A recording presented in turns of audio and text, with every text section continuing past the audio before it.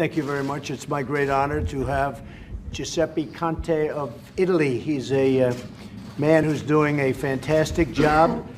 I really want to thank you very much for being here. We've become friendly over the G7 meetings and some phone calls, and I agree very much what you're doing with respect to migration and illegal immigration and even illegal immigration. Italy's taken a very firm stance on the border, a stance that few countries have taken, and frankly, you're doing the right thing, in my opinion. And a lot of other countries in Europe should be doing it also. Some have taken that stance a long time ago, and they're doing a lot better. So I just want to thank you, Giuseppe, for being with us. It's an honor. We have a lot to talk about, having to do with trade, having to do with our military. You're ordering planes, lots of planes. The United States has a very large deficit, as usual, with Italy, about $31 billion. And I'm sure we'll straighten that out pretty quickly. But we find it a great honor to have you with us. Thank you. Thank you, Giuseppe.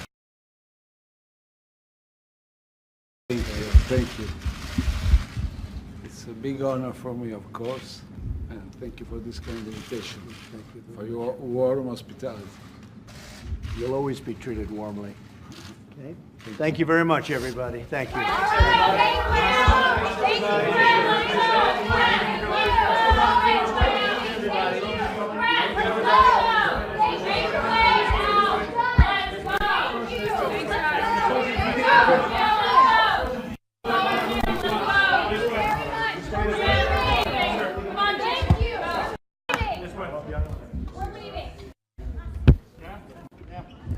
Thank you very much, everybody. Thank you. Mr.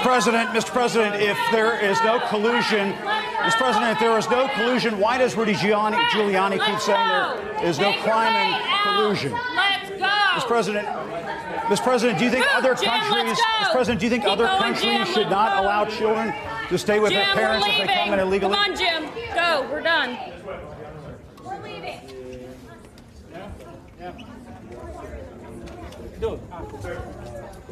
The Oval Office. Wolf, we tried to ask questions of the president, and one thing that we should note, and this is becoming something that I've noticed and my colleagues have noticed with more frequency in these sort of Oval Office spray opportunities, the wranglers, the aides who work for the president, are nearly shouting at the top of their lungs over top of reporters to make sure that the president's questions, the questions from reporters to the president, can't be heard. I literally had an aide next to my ear nearly screaming within the last several minutes when the president was with the Italian prime minister behind, not behind closed doors, but in the Oval Office. But it's an example of just how hard they are trying to keep reporters from asking the president questions. Obviously, they can't do that at this news conference coming up in the Rose Garden with the Italian prime minister, although you may see the president, because of the content of the news that we're seeing right now, and there is so much in the news about the Mueller investigation, Paul Manafort, Rudy Giuliani, and so on. The president may be tempted to call